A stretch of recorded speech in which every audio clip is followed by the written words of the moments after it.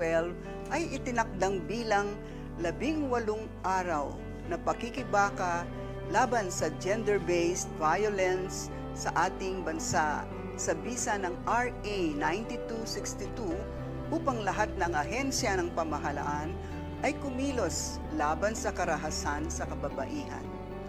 Ako po ay si Lourdes Malig Javier, Head ng Women's Committee ng City of San Fernando Water District at Prime Water. Kasama ninyo kami, ang Board of Directors, Officers at Women's Committee ng City of San Fernando Water District and Prime Water sa inyong laban sa violence against women and children.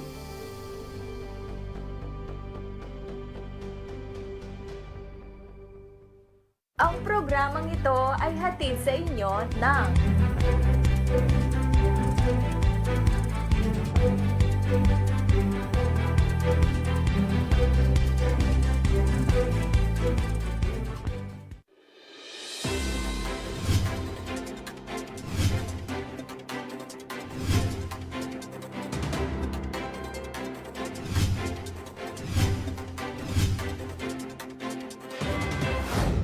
Formal nang inilunsad ng Kagawaran ng Pagsasaka para sa Gitnang Luzon ang Rice Competitiveness Enhancement Fund, Rice Farmers Financial Assistance o RCEF-RFFA program nitong ika-8 ng Nobyembre sa Guagua, Pampanga.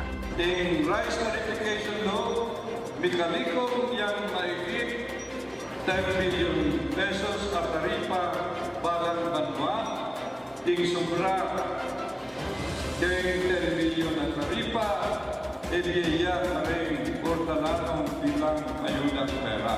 Dito ay makakatanggap ang mga nagsasaka ng hindi hihigit sa 2 ektarya ng 5,000 pisong pandagdag nila sa gastusin sa pagsasaka.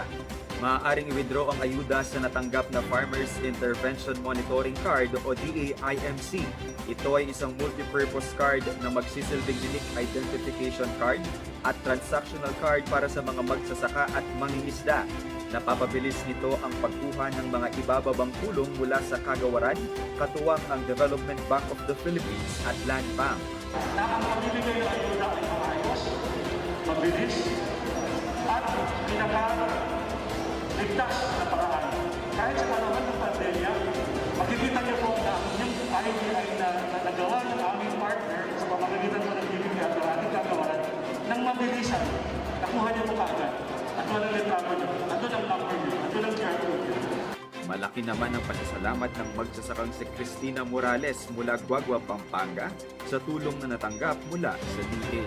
Saya kami uling jama ka pa kanano isip na ken sopan kami nga hortelano kasi halos na kahit ubuwi alaman nakit ang den hortelano halos minsan kahit nga pa mamunang pa patakaya alaman magbalik den punan mo kami san pamang ano ko ipayakan na marami ka pasalamat na at least no, makapakanano, ayos daw rin magtanano. Samantala, tinatayang nasa 177,839 na magsasaka ang makakatanggap mula sa Gitnang Luzon at inaasahang matatapos ang pamamahagi ng 5,000 pisong ayuda bago matapos ang taon. Ito po ang inyong Agri-Reporter Ernest Payawal ng Agri-Balita, Central Luzon.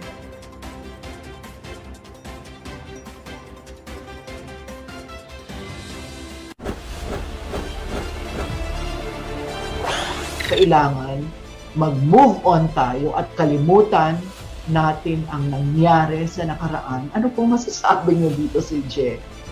Ang tingin ko, kulang tayo ng abilidad na pag-usapan ang pain natin bilang mga Pilipino. Masyado tayong entertainment-oriented.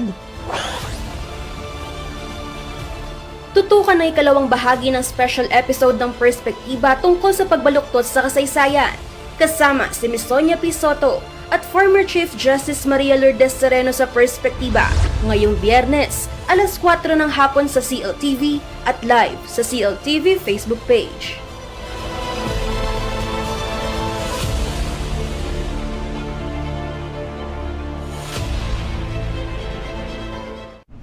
Abangan sa susunod na episode ng Let's Talk Heart to Heart.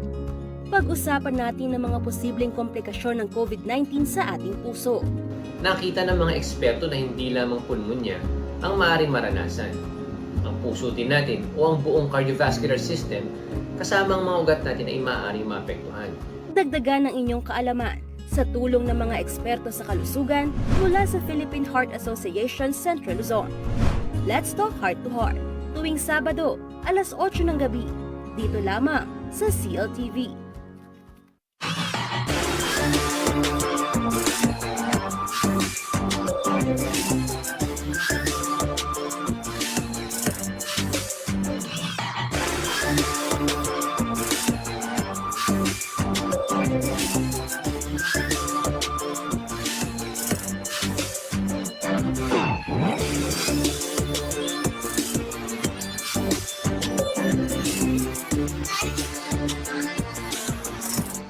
Pinagkakatiwala ang puwersa sa lokal na pagbabalita. Kabalikat sa serbisyo publiko, kakampi ng mamamayan ng Central Luzon. Ito ang CLTV News and Current Affairs.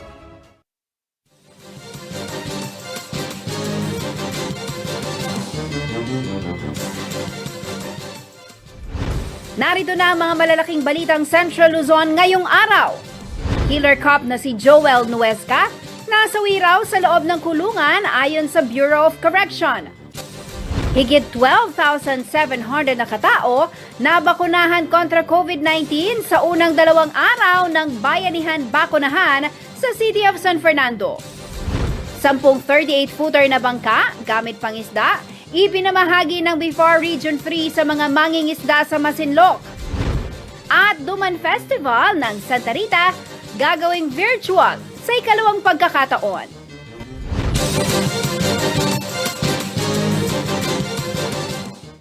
Magandang gabi ka rehiyon. Ako po si Jennifer Salenga. Oras na para sa mga may init na balitang Central Luzon. Naabot daw ng syudad San Fernando ang vaccination target nito na 5,600 kada araw sa isinagawang National Vaccination Day simula November 29 hanggang December 1. Sa kabila ng patuloy na gumagandang COVID situation sa syudad, pinalalahanan ng mga Fernandino na sumunod pa rin sa minimum health and safety standards upang hindi na magkaroon ng surge ng COVID cases. Narito po ang report.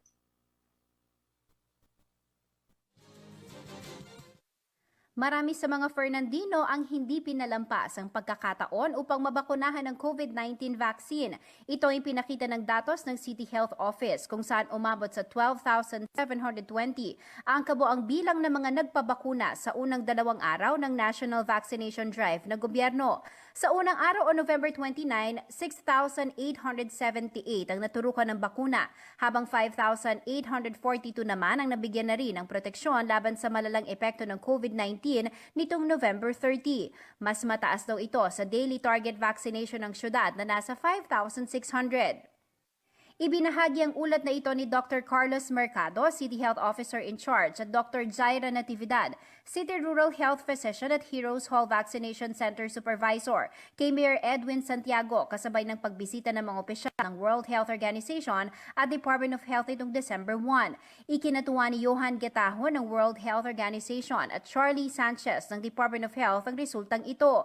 Ipinaabot naman ng mga opisyal ang kanilang pasasalamat sa mga frontline workers na sumuporta sa hangarin ng gobyerno na makamit ang herd immunity at maging ligtas ang buong bansa mula sa COVID-19.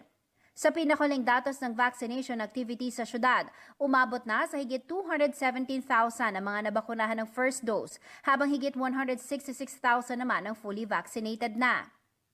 Samantala, as of December 1, walang bagong kaso ng COVID-19 ang naitala sa syudad, habang nasa 13 aktibong kaso na lamang ang binabantayan. Sa 35 barangays ng syudad, 10 barangay na lamang ang may aktibong kaso. Sa kabila ng patuloy na pagbaba ng kaso, patuloy din ang panawagan ng lokal na pamahalaan na stay-at-home ang gawin, lalo na kung walang importanteng bibilhin o transaksyon sa labas. Dapat ding patuloy na tumalima sa minimum health standards at infection control protocols. Jennifer Salenga, CLTV News. Namahagi ng 10 unit ng 38-footer na fiberglass reinforced plastic boat ang Bureau of Fisheries and Aquatic Resources o BIFAR Central Luzon sa mga mangingisda ng Masinloc, Zambales. Daking pasasalamat naman ng mga mamamalakaya sa natanggap ng mga bangka dahil mas malaki na raw ang paglalagyan ng kanilang mga huling isda at kanilang masusulit ang pagpapalaot. Si Rhea Pawid ang may report.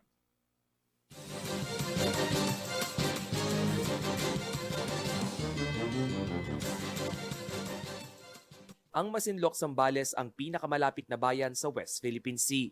Kaya naman ang pinag-aagawang teritoryo ay kilala ng mga lokal bilang Baho de Masinloc. Halos karamihan ng mga residente dito ay sa yamang tubig kumukuha ng ikinabubuhay. Ang 56 anyos na si Tatay Feliciano, halos kalahati ng kanyang buhay ay pumapalaot na siya sa Baho de Masinloc. Ito na ang kanyang kinagisnang hanap buhay na sumusuporta sa kanyang pamilya.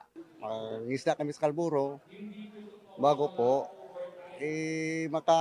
Isang linggo na kami po sa Kalburo po. Ibiyahin ang isda dito namin sa Masinloc. Si Tatay Feliciano ay isa rin sa mga benepisyaryo ng programa ng Bureau of Fisheries and Aquatic Resources o BIFAR Central Luzon. Namahagi ang kagawaran ng 10 unit ng 38-footer fiberglass reinforced plastic boat para sa mga Masinloceñong pumapalaot sa West Philippine Sea. Lalong pumupunta sa Kalburo po, malaking tulong po sa amin yan. Nang kumustahin ang lagay ng mga mamamalakaya sa Boro, sinabi ni Tatay Feliciano na malaya naman silang nakapangingisda sa teritoryong pilit inangkin ng China. Hindi pa kami naharang po sa Kalburo po, sa Kalburo, hindi pa kami naharang po. Kaya naman agad na raw nilang susubukan ang natanggap ng mga bangka upang kahit papano'y magkaroon ng magandang huli at maging masaya rin ang kanilang Pasko. Okay namang pangisda namin po, pero yung presyo na isda, medyo bumaba po. Kaya gawa ng pandemic po. Tiniyak naman ni BIFAR Central Luzon Director Wilfredo Cruz na patuloy nilang susuportahan ang mga mamamalakayang Sambalenyo. Garantisadong ligtas rin umano ang mga malalaking bangka upang ilaot sa Boro. Kalakip ng bawat unit ay ang 6 pang demakinang pakura o 16-footer na FRP catcher para sa mas malawak at epektibong panguhuli ng isda. So mas malaki na ito kaya in-expect natin na makakarating talaga doon sa laot, particular doon sa Baho de Masinloc. So equip na mostly ito mga tuna handliner ito at in-expect natin na makadagdag ng production para dito sa West Philippine Sea. Sisimulan naman na ang paggawa ng mas malalaki pang bangka para naman sa mga pumapalaot sa Dagat Pasipiko. Posibleng sa ikalawang quarter ng 2022 ay may pamamahagi naman na ang mga bangka sa mga mangingisda ng Aurora. Ang susunod dito is 60-footer na. So according to the focal person sa FB Pagbabago, ito yung FRP, si Pierre Velasco, na meron nang gagawa. Nakakuha na sila ng isang builder para sa 68-footer. So mas malalaki na ito at initially meron nang gagawin. And fortunately, ang na-identify nilang shipyard ng paggagawa na dito rin sa Subic. Samantala, handa naman umunong ibaba ng BIFAR ang iba't ibang post-harvest training para sa mga kababaihan ng Zambales. Kabilang narito ang tinapa making at fish bottling products na maaaring pagkakitaan ng mga Zambalenya. Una na itong ginawa sa Olongapo City na ongoing ang pagbebenta ng mga processed fish product. Rainiel Pawid, CLTV News. Pinasara na ng Monetary Board ng Bangko Sentral ng Pilipinas ang Masantol Rural Bank Incorporated dahil sa pagiging non-compliant o hindi pagtalima ng bangko sa mga alituntunin ng BSP. Ayon kay Antonio Errol Ibanez, Deputy Spokesperson ng Philippine Deposit Insurance Corporation, na ibaba ang resolusyon ng Monetary Board nitong November 25, 2021. At inaatasan ang PDIC na mag-take over para magsagawa ng liquidation asset and liabilities ng bangko. Sa inisyal na impormasyon ng PDIC, mayroon umanong 2 branch ang Masantol Rural Bank Incorporated sa Barangay San Nicolas, Masantol, Pampanga at sa Barangay Santa Rita, Macabebe, Pampanga na may kabuang 897 depositor. Sa higit 50 million cash deposit nito ay mayroong 48 million insured deposit umano ito ayon sa PDIC. Paalala ni Ibanez sa mga depositor na huwag nang makipagtransaksyon sa mga dating opisyal o tauhan ng Masantol Rural Bank at nakatalaga na umano ang mga opisyal ng PDIC para sa pagproseso ng aplikasyon ng mga depositor. 500,000 pesos ang minimum insured deposit ng PDIC at pinapayuhan ng mga depositor na kaagad na makipag-ugnayan sakaling nag-change address sa mga ito upang maitama ang proseso ng pag-claim na dadaan sa postal office. Ito na ang pang-5 bangko na pinasarhan ngayong 2022 habang 20 naman na bangko noong taong 2019. Sa pagbabalik ng CLTV News, killer cop na si Joel Nuesca nasawi raw sa loob ng kulungan ayon sa Bureau of Corrections. Manatiling nakatutok para sa iba pang mga nangungunang balita ngayong araw.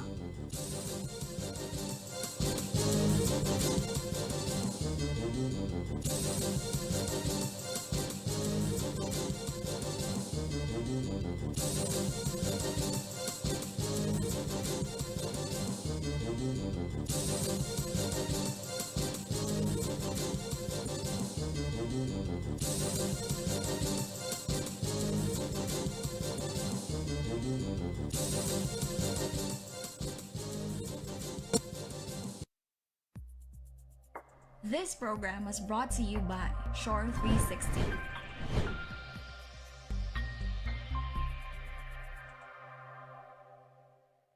Maraming problema ang sumubok sa ating katatagan at pananampalataya sa Panginoon. Ngunit kahit anong hirap pa ang ating maranasan, hatid ng Kapaskuhan ang ligaya at pag-asa. Kaya, sama-sama nating salubungin ang pagsapit ng araw ng kapanganakan ni Hesukristo ng may ibayong sigla. Ako po si Mayor Esme G. Pineda ng Lubao, Pampanga, bumabati ng maligayang Pasko at manigong bagong taon. Marami tayong hinarap na problema sa nagdaang taon at sa panahon ngayon. Pero ito'y alam ko na hindi magiging sanggabal para tayo'y magdiwag ng masayang Kapaskuhan. Ang pagdating ng ating Panginoong Diyos ang siyang nagbibigay pag-asa sa ating lahat. Ito po ang mayor ninyo sa bayan ng Bacolor, Eduardo Diman Gutierrez Datu. Nagsasabi po at bumabati sa inyong lahat, maligayang Pasko at manigong bagong taon. I have told you before, and I will tell you once more, I love you all.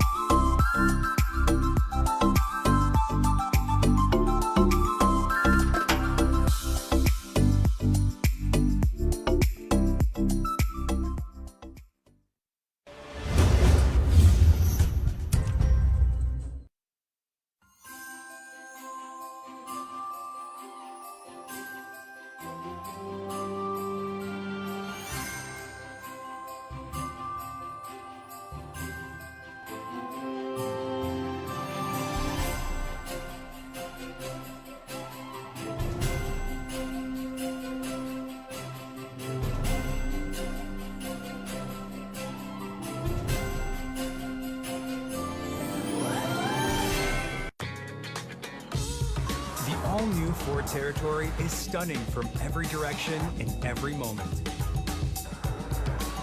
Impressive design that is distinctively Ford. With 18-inch wheels, spacious interior, and a panoramic moonroof. The all-new Ford Territory. Own the moment.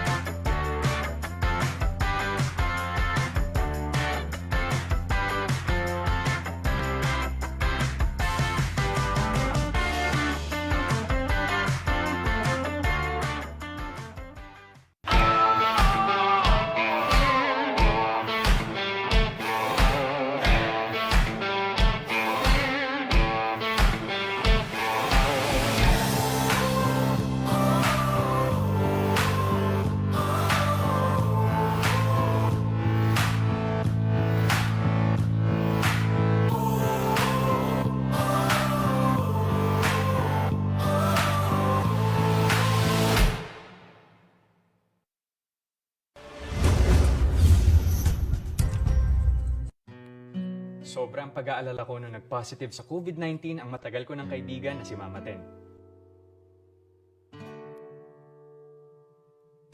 Buti na lang, gumaling siya.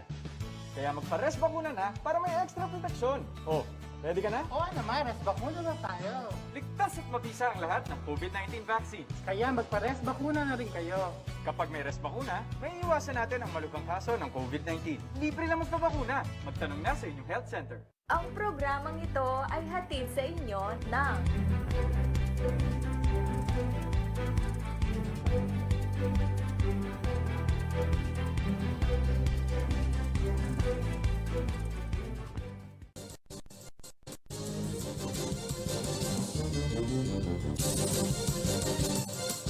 Nagbabalik ang CLTV News at sa iba pa mga nangunang balita, umanang po sa loob ng New Bilibid Prison ang tinaguriang killer cop na si Jonel Nuesca.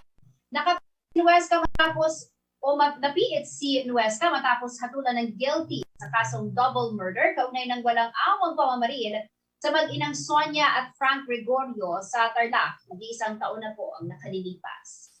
Narito ang report.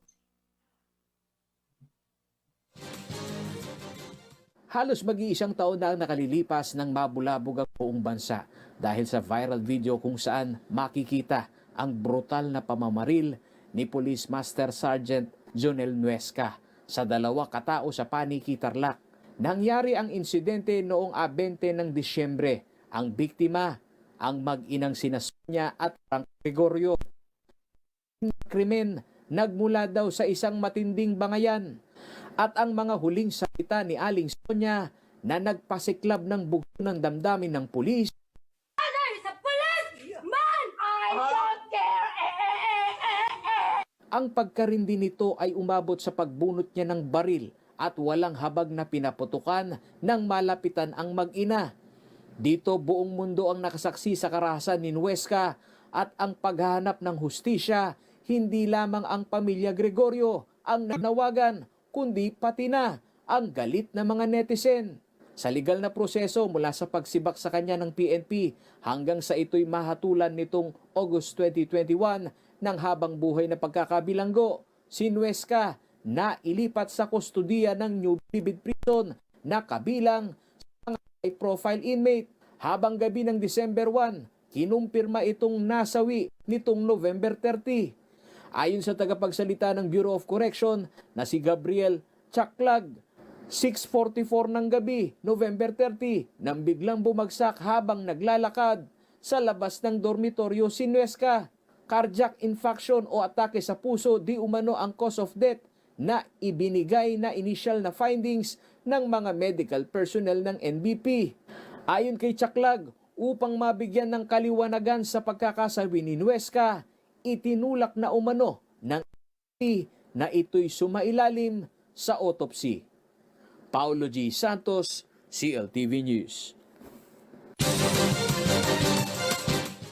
Narito naman ay isang mabilis sa sili mga balita mula sa iba't ibang bahagi ng rehiyon at ni Angelica Cara sa CL News Express.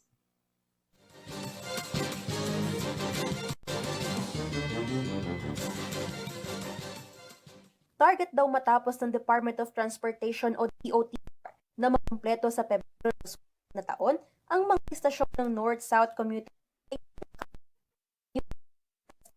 na may habang na metro. Sabing istasyon sa Manila. Kasalukuyan na rin nagawa ang Bukal Station na at sa October 2020 ang target part nag-uwi na ng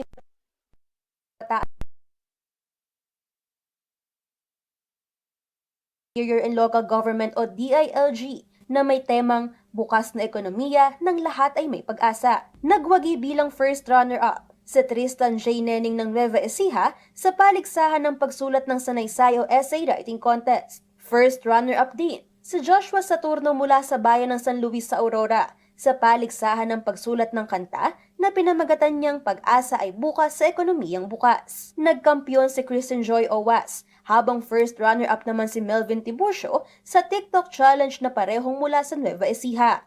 Ayon sa Center for Local and Constitutional Reform ng DILG, layunin ng naturang summit na hikayatin ng mga kabataan na isulong ang pag-amyenda sa ilang probisyon sa saligang batas. Sa iba pang balita, nasabat naman ang 33 piraso ng ilegal na troso sa sitio Balikiran sa Barangay Kabayunan, Doña Remedios, Trinidad. Ito ay matapos ang isinagawang operasyon ng Provincial Anti-Illegal Logging Task Force at Bulacan Environment and Natural Resources Office o BENRO. Mabilis namang nakatakas ang mga suspect sa lugar. Natukoy ng Community Environment and Natural Resources Office Baliwag ang 38 individual na nasa ilalim ng investigasyon dahil sa illegal logging. Sasampahan ng mga ito alinsunod sa Executive Order No. 23 at Republic Act 7161 o the Revised Forestry Code of the Philippines. Angelica Cara, CLTV News. Sa pagbabalik ng CLTV News, kilalanin ng kandidatong si Don Tito, aspiring councilor sa Angeles City. Senatorial aspirant Harry Roque nagtungo sa Masinloc at muling diniit na ligtas mangisda sa Scarborough Shoal. Manatiling nakatutok at magbabalik ng CLTV News.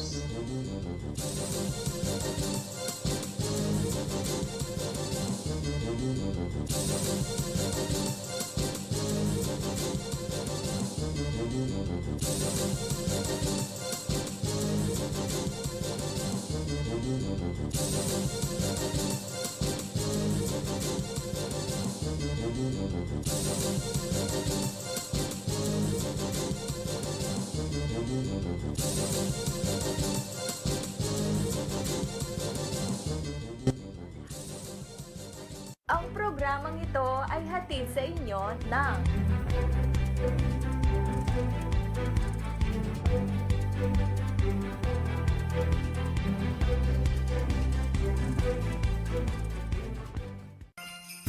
Umubuti-buti-ta, umubusi-busila, kay gandang tumira sa sebena.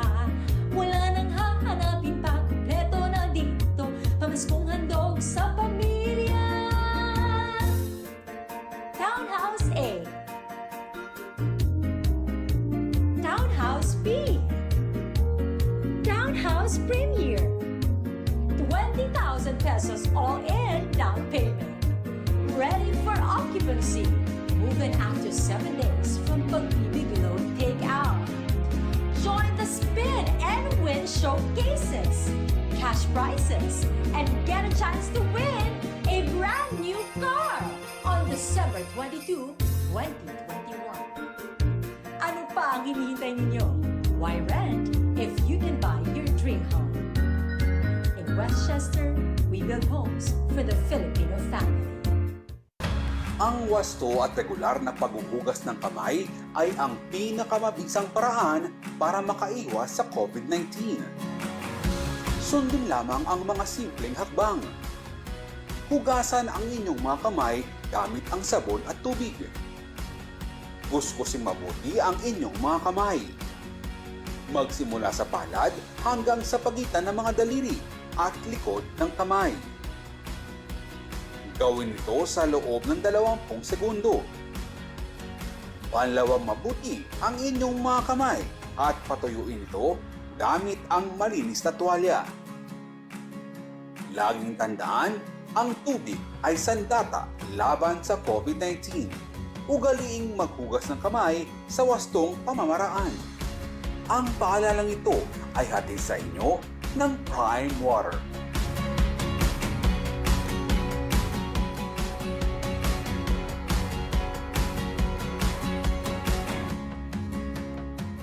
Our superheroes don't wear capes. Some of them wear headsets. Some of them wear scrubs. Some of them wear hoodies. Some work in offices and some at home. Everyone wears a smile.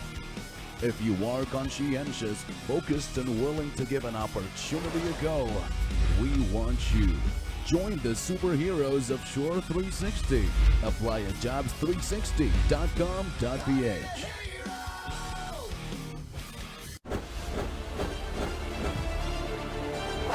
kailangan mag-move on tayo at kalimutan natin ang nangyari sa nakaraan. Ano po masasabi niyo dito, si Je?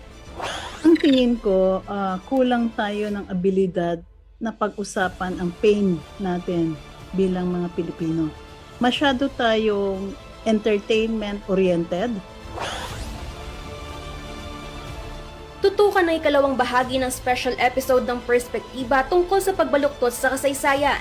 Kasama si Ms. Sonia P. Soto at former Chief Justice Maria Lourdes Sereno sa Perspektiba ngayong Biyernes, alas 4 ng hapon sa CLTV at live sa CLTV Facebook page.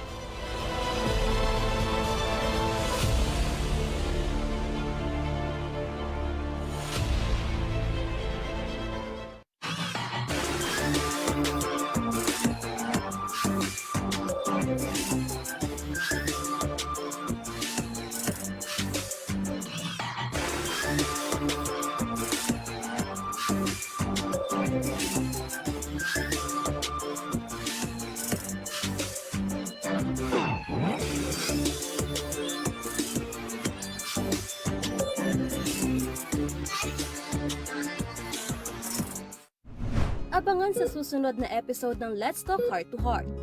Pag-usapan natin ang mga posibleng komplikasyon ng COVID-19 sa ating puso. Nakita ng mga eksperto na hindi lamang pulmonya ang maaaring maranasan.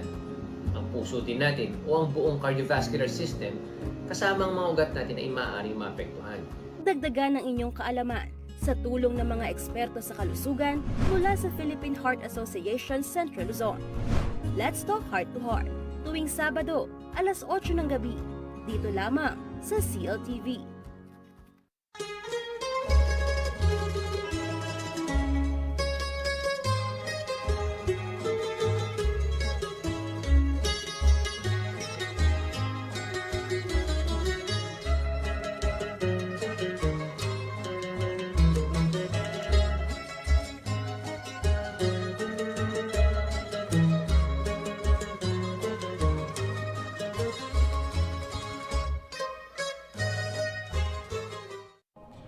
Nabakunahan na, maaari na bang itigil ang pagsusuot ng face mask, face shield at iba pang minimum public health standards? Kahit na maaaring maprotektahan ka ng bakuna mula sa symptomatic at moderate severe COVID-19, maaari ka pa ring mahawa at makahawa. Ipagpatuloy ang minimum public health standards para sa karagdagang proteksyon sa sarili at mga mahal sa buhay. Ugaliin pa ring magsuot ng face mask at face shield. Madalas na maghugas o mag-sanitize ng kamay. Iwasan ang matataong lugar at laging dumistansya ng 1 metrong layo sa isa't isa. Siguruhing may magandang daloy ng hangin sa bahay o lugar ng trabaho. Patuloy na sundin ang minimum public health standards kahit na bakuna na. Ang paalalang ito ay hatid sa inyo ng CLTV.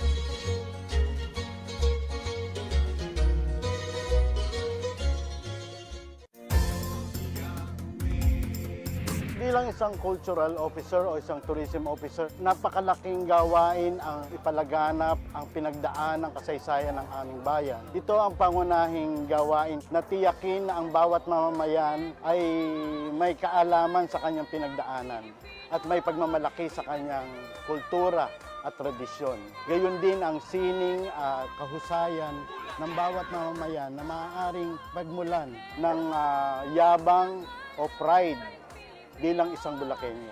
Ako si Armando Santa Ana, proud ako sa Bulacan.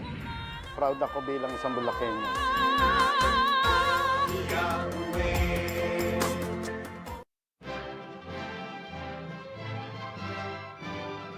Ang Museo ni Ramon Magsaysay ay dating tahanan ng mga magulang ni Ramon na siya'y bata pa.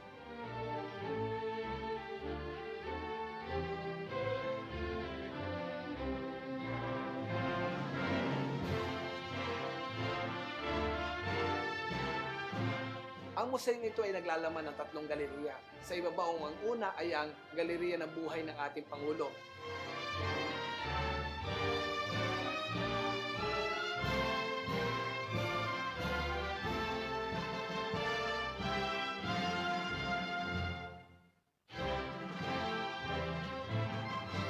Sa ikalawang gallery naman, matatagpuan ang buhay pamilya ni Ramon.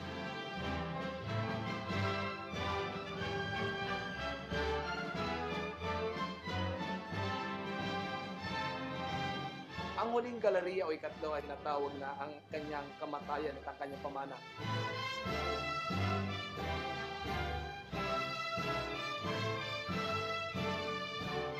Ang Museo ni Ramon Magsaysay ay nagpapasalamat sa inyong istasyon na CLTV 36 dahil ito po'y katuwang namin upang mas lalo pang maipakilala ang Museo ni Ramon Magsaysay sa ating publiko sa gitnang Luzon.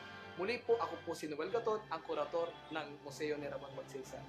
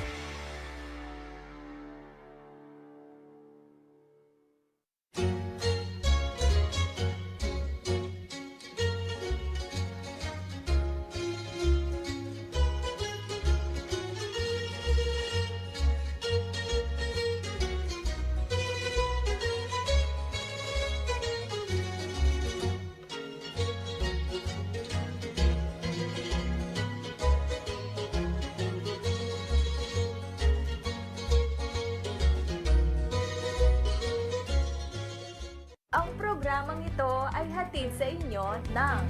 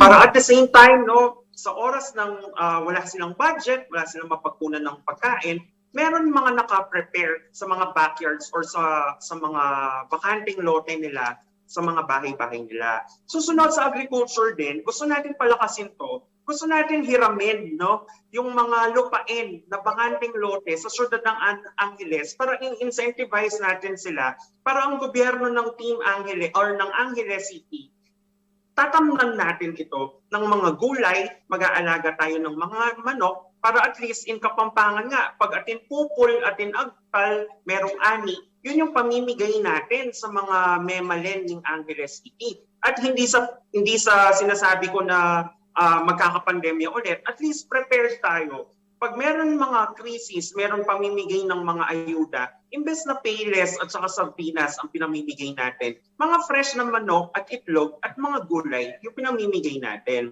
Susunod, no, if I may, deserve ng bawat Anghelenyo ang masustansya at masarap na pagkain. Nga lang, sa hirap ng buhay ngayon, no, paano naman maa-afford ng isang Anghelenyo kung wala silang trabaho? Diba? Kaya po, naglalatag tayo ng programa. Sinasabi ko nga kanina, expertise ko ang TESDA or TESDA expert ako. Maglalatag tayong programa in partnership with Technical Educational Skills Development Authority plus the Public Employment Services Office. Mag-offer tayong alternatives sa mga displaced workers or sa mga walang ginagawa. Example niyan, ang cookery, pagluluto, no? Bread and pastry, pagbibake, hairdressing, cosmetology, electronics, no, computer, at iba-iba pang programa. In that way, masisigurado natin ngayon, Ms. Jennifer, uso na ang online selling. So pag meron kang nailuto, meron kang naitahi, meron kang na-bake, no? Pwede mong gawin yan sa bahay, ibibenta mo online. Pwede siya sa Shopee, pwede siya sa Lazada, or yung mga riders ngayon. Kung naman ang side mo is sa welding, no? Pwede kang kahit nasa bahay ka lang, kumuha ka ng mga projects. Kung naman hairdressing and cosmetology, di ba? Meron kang pwedeng maliit na pwesto, tapos itatayo mo doon yung gupitan, di ba? Para at least, pag may pera, pag may sahod, pag may trabaho, afford mong bumili ng pagkain. At unti-unti, no, lalakas ang MSMEs natin, ang micro, small, medium enterprises natin sa syudad. Kaya ganun din po, na nais ko rin isulong. Tulad ng sa SB Corp, mag-offer tayo ng mga business loans. 2 to 3, 5 years, 0% interest para sa mga kababayan natin gustong gawin or gustong magnegosyo. As long as na dumaan ka doon sa programa na sinasabi ko kanina na Skills and Training Development Program. Isa pa lang po yon sa mga solusyon para mapalakas natin ulit ang ekonomiya ng Angeles City. Kumbaga, sabi ko nga lagi sa mga pinopost ko rin sa Facebook, we need to support locals. Love local, support local para at least mapalakas natin ang MSMEs, unti-unti, doon sa small beginnings ngayon, uunlad ang ating syudad. Ay gusto ko rin pong marinig, no, yung sa side naman ng tourism, kung saan po kayo nakikita. Ano po yung plano ninyo sa turismo sa Angeles City? Thank you po. Actually ako po, no, graduate din ako ng hospitality and expertise po natin yan. Naging academician tayo sa Holy Angel and other schools, no, na yan ang focus natin. Unang-una po, maraming klaseng tourism ang meron. No? Una dyan is sa atin, sa Angeles City, pwede natin i-promote ang food tourism. Lalo na ang Pampanga is culinary capital, then ang Sisig is nasa Angeles City. Maraming mga businesses and restaurants. Gusto natin i-promote yan. Paano natin i-promote yan? Dapat ma-assure muna natin na quality ang produkto at quality rin ang service na meron itong mga restaurants na to. Pangalawa, gusto natin i-promote ang festival tourism sa Angeles City. Once na okay na, no, ang pandemya, para palakasin natin ulit, ibabalik natin ang Tiktigan Terakan Kengdalan. At the same time, festivities in terms of culture, para at least nag-a-attract ito ng mga turista. Susunod naman po, may tinatawag tayong MICE tourism. Meetings, incentives, conventions, and exhibitions. No? Ang Angeles City po, gateway yan, no, ng airport, NLEX, TPLEX, SCTEX, plus ang Philippine North Rail. Diba? So imagine, kung dyan mo pagdarausan lahat ng mga conventions, exhibitions, seminars, no? mapopromote natin ang tourism ng Angeles City. Lalo na ang transport na dyan na, kumpleto na. Diba? May aeroplano, may tren, may taxi, may tricycle, may jeep, may mga pangsasakyan na NLEX and TPLEX. Isa po yan sa mga gusto natin isulong once na iluklok tayo together with Team Bayong Angeles, Ms. Jennifer. Alright. Ayan, narinig na po natin ang ilan sa plataforma ni Chef Don Tito, employment, food tourism, and food security. Nasa kamay na po ng mga Angeles kung bibigyan po siya ng pagkakataon. Thank you so much, Chef Don, at good luck po sa inyong kandidato. Yes, maraming salamat, Ms. Jennifer. Thank you for your time and for inviting me. God bless po. Thank you, sir. God bless you po. Mga karehiyon, Chef Don Tito, aspiring councilor po sa Angeles City. Samantala, sa ibang balita, sa kanyang pagbisita sa Masinloc, Zambales, muling giniit ni dating presidential spokesperson at senatorial aspirant attorney Harry Roque na ligtas pumalaot ang mga mangingisdang Pinoy sa Scarborough Shoal na bahagi ng West Philippine Sea. Matatandang minsan ng binatiko si Roque dahil sa kanyang mga naunang pahayag kung saan pinasinungalingan niya ang sumbong ng ilang mamamalakayang Pilipino na hinaharang umano sila ng mga Chinese vessels sa pinag-aagawang teritoryo. Si Rania Pawid ang may report.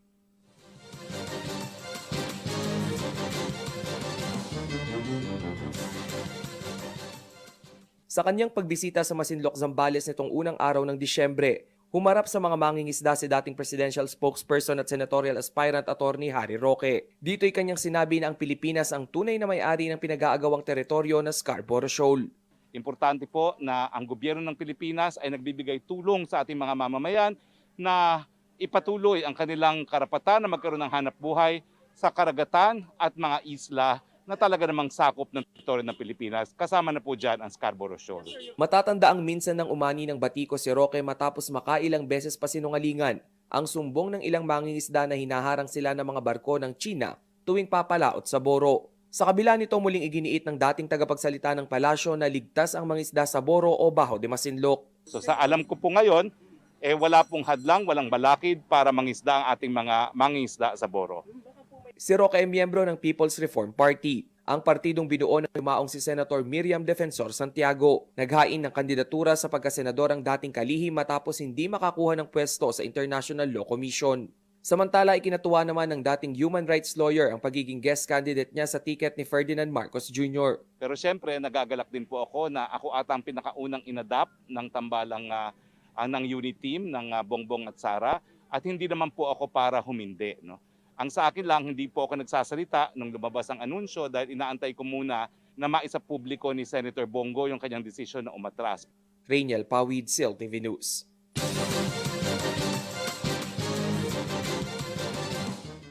Sa pagbabalik ng CLTV News, Duman Festival ng Santa Rita gagawin virtual sa ikalawang pagkakataon. Manatiling nakatutok at magbabalik ang CLTV News.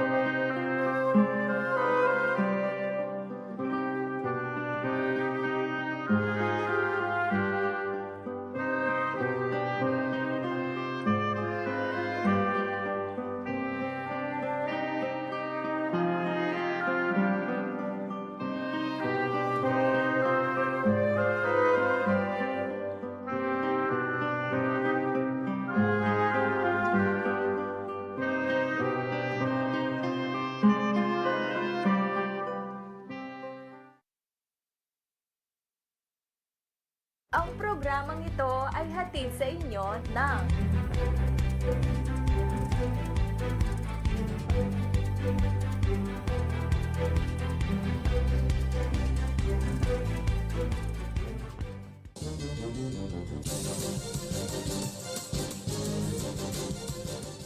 Nagbabalik ang CLTV News. At sa iba pa mga nangunang balita, hindi raw hadlang ang umiira na pandemya para higit pang pagyamanin at ipagdiwang ang kulturang Kapampangan. Sa bayan ng Santa Rita, Pampanga, gagawing virtual ang selebrasyon ng Duman Festival ngayong Sabado. Ano-ano nga bang dapat abangan ng ating mga kabalan? Alamin po yan sa report na ito. Habang papalapit ang araw ng Kapaskuhan, kasabay nito ang nagsisigahang festival sa lalawigan ng Pampanga na taon-taon ay inaabangan. Isa na riyan ay pinagmamalaking Duman Festival ng Bayan ng Santa Rita. Kahit patuloy pa rin ang nararanasang pandemya, hindi nagpapigil ang local government unit ng nasabing bayan. Kaya naman tuloy na tuloy ang Duman Festival 2021. At sa ikalawang pagkakataon, gagawin itong virtual bilang pag-iingat pa rin sa banta ng COVID-19.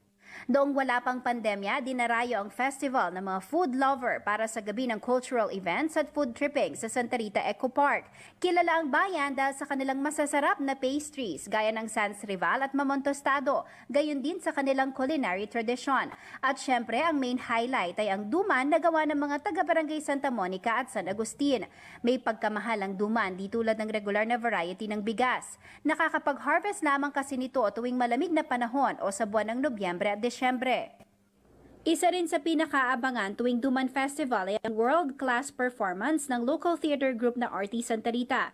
May special participation rin ang mga nanalo sa CKS Kapampangan Songwriting Competition 2021 sa kanilang cultural show. Gaganapin ang Duman Festival online December 4 at mapapanood ito live sa official Facebook page ng RT Santa Rita alas 7 ng gabi. Ito na ang ika-19 na taon na ipinagdiriwang ang Duman Festival sa bayan ng Santa Rita. Jennifer Salenga, CLTV News. Alamin naman po natin ang magiging lagay ng panahon bukas mula kay Ginoong Manny Esguerra, ang Chief Weather Forecaster ng Pag-asa Floor.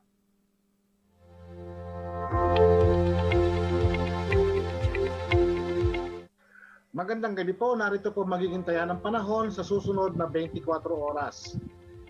Northeast monsoon po, hanging amihan ang nakaka-apekto po ngayon sa buong Luzon. Yan po, kaya medyo malamig po ang ating panahon.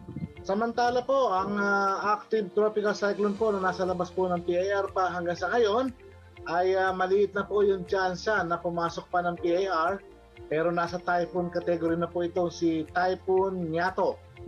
At siya po ay namataan sa layo 1,440 kilometers dyan po sa silangan ng Central Luzon.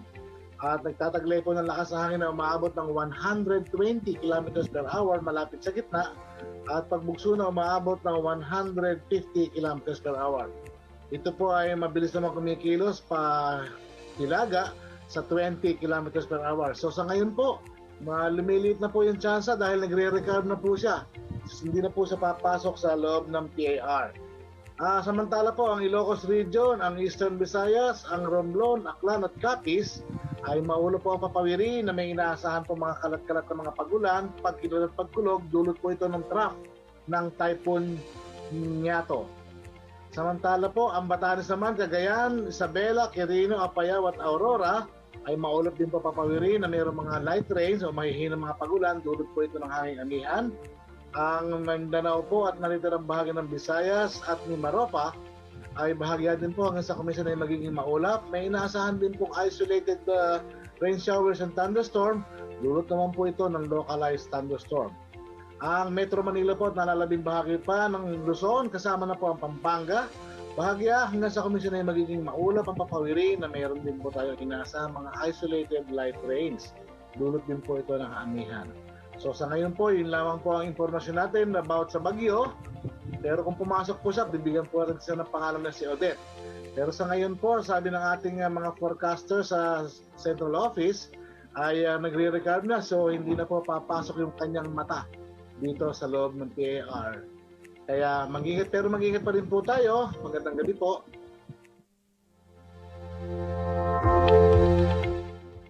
At At yan ang mga balitang nakalap ng CLTV News. Para sa karagdagang detalye, maaari niyong i-follow ang aming social media pages, Facebook at CLTV36 Official and at CLTV36 News. Twitter at CLTV36, Instagram at CLTV36 Official. Kung nais niyo pong balikan ang mga programa ng CLTV, pwede niyong bisitahin ang aming YouTube channel at CLTV36 Official at ang aming website www.cltv36.tv. Mapapanood din ang mga programa ng CLTV nationwide via Signal Channel 115 at sa ating 39 cable partners. Kasama po ang buong pwersa ng CLTV News and Current Affairs. Ako po si Jennifer Salega. Maraming salamat po mga karayon.